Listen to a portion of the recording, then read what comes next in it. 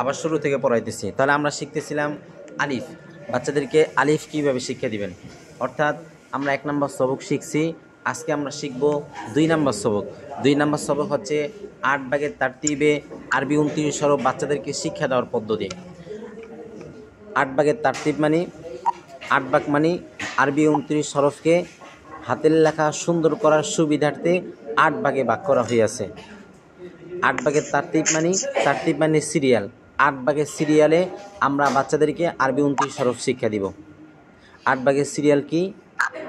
1 নম্বরে 4 হরফ আলিফ, মিম, ত, জ। তাহলে বাচ্চাদেরকে সর্বপ্রথম শিক্ষা দিতে হবে আলিফ। আলিফের পরে শিক্ষা দিবেন মিম। আলিফের পরে আল্লাহ, আল্লাহর পরে মিম, মিমের পরে ত, এর পরে জ। ঠিক আছে? আচ্ছা, তাহলে আমরা এখন শিখব আলিফ। তবে এখানে একটা কথা বলছিলাম যে আমরা যখন যে হরফ শিখব অথবা বাচ্চাদেরকে শিখাবো, আমরা যখন যে হরফ এখানে শিখব অথবা বাচ্চাদেরকে শিখাবো, সর্বপ্রথম আমাদের কাজ হচ্ছে সেই হরফের প্রণালী খুঁজে বের করা। তাহলে আমরা এখন শিখব আলিফ অথবা বাচ্চাদেরকে শিখাবো আলিফ। তাহলে আমাদের সর্বপ্রথম কাজ হচ্ছে আলিফের প্রণালী খুঁজে বের করা। বলেন তো আলিফ কোন প্রণালী হরফ? প্রথম প্রণালী হরফ। হ্যাঁ, মাশাআল্লাহ। তাহলে প্রথম প্রণালী অনুযায়ী বাচ্চাদেরকে আলিফ 2 প্রকারের শিক্ষা দিবেন। 1 নম্বরে হরফের নামের মাস্ক কমপক্ষে 100 বার। 2 নম্বরে লেখাপড়া কমপক্ষে 1 ঘন্টা।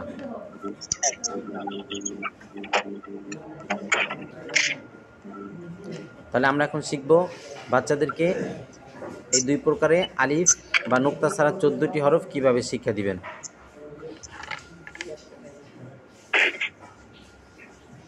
আপনারা সকলেই বোর্ডে আমার হাতের দিকে দেখতে থাকেন।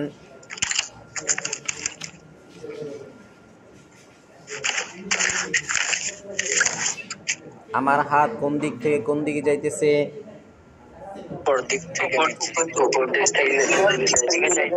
আমার হাত কোন দিক থেকে কোন দিকে যাইতেছে?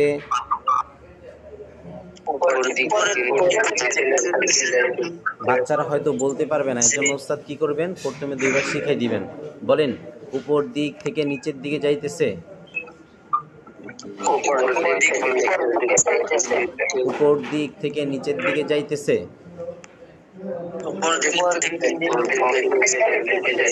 ওস্তাদ আবার আলিফের উপরে হাত ঘুরিয়ে বাচ্চাদেরকে 2 বার প্রশ্ন করবেন।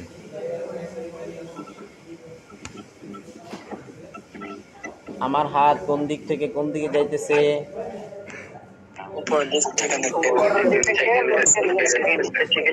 আমার হাত কোন দিক থেকে কোন দিকে যাইতেছে?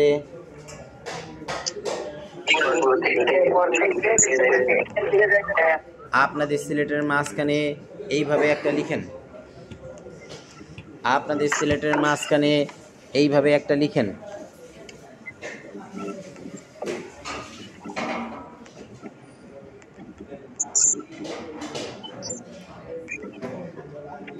দ্রুত লিখেন। সিলেট উল্টাইয়া রাখেন, সিলেট উল্টাইয়া রাখেন। সকলেই আমার মুখের দিকে দেখতে থাকেন। আলিফ, আলিফ, আলিফ, আলিফ, আলিফ, আলিফ, আলিফ। এভাবে হরফের নামের মাস্ক কম আওয়াজ হয় কার, আপনারা মিউট খুলে রাখেন কেন? এইভাবে হরফের নামের মাস্ক কমপক্ষে 100 বার হেঁটে হেঁটে করাবেন, হাইটা হাইটা পড়াবেন। ঠিক আছে? সিলেট মুছেন, সিলেট মুছেন। সকলেই বোর্ডে আমার হাতের দিকে দেখতে থাকেন।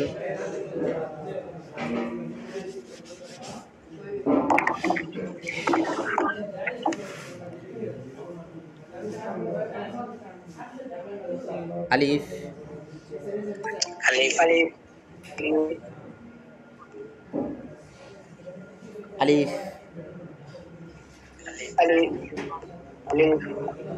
আলিফ,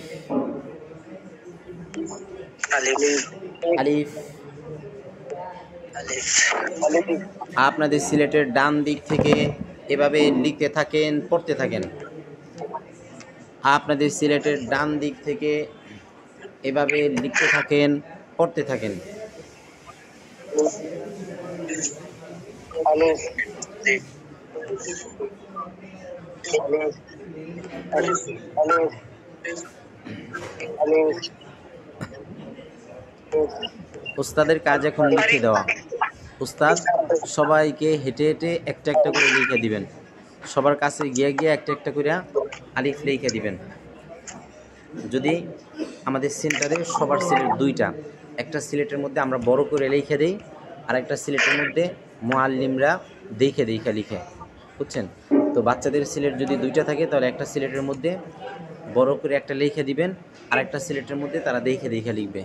আর বাচ্চাদের সিলেট যদি একটা থাকে সেক্ষেত্রে ওই এক সিলেটের ডান কোনায়, আরবি হলে ডান কোনায়, বাংলা ইংরেজি গণিত হইলে বাম কোনায় সুন্দর করে ছোট করে লিখে দিবেন। ওইটা দেখে দেখে তারা সিলেটের মধ্যে বড় বড় করে লিখবে। আচ্ছা, তাহলে ওস্তাদ সবাইকে লিখে দিবেন। ছাত্র যদি 100 জন হয়, স্টুডেন্ট যদি 100 জন হয়, সবাইকে লিখে দিবেন।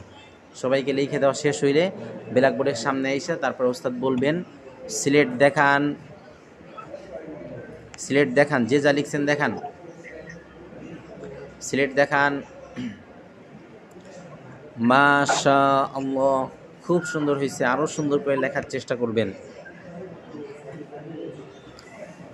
সিলেট মুছেন, সিলেট মুছেন।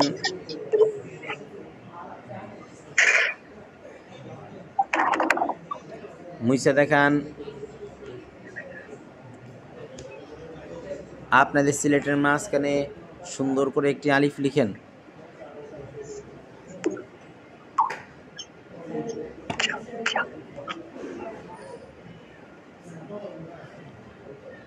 আপনাদের সিলেটের মাঝখানে সুন্দর করে একটি আলিফ লিখেন।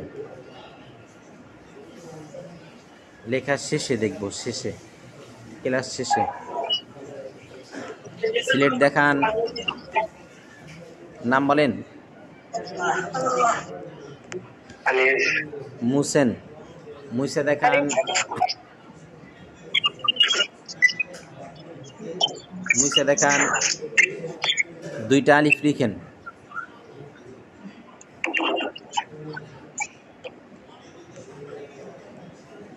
সিলেট দেখান, সবাই দেখান, নাম বলেন। মুছেন, মুছে দেখান, তিনটা আলিফ লিখেন। এভাবে লেখাপড়া কমপক্ষে 1 ঘন্টা করাবেন।